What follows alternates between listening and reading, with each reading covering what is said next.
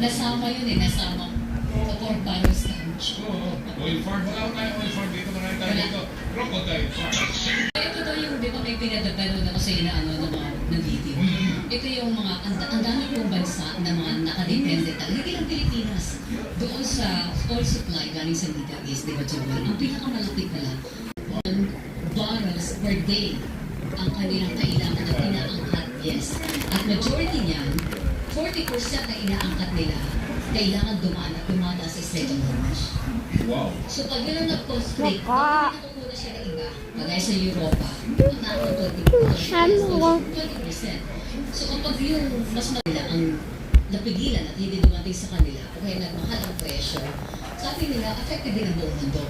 Kasi ang China, nag-aangkat ng kanilang produkto, o nagluluwas ng kanilang produkto sa iba't ibang panig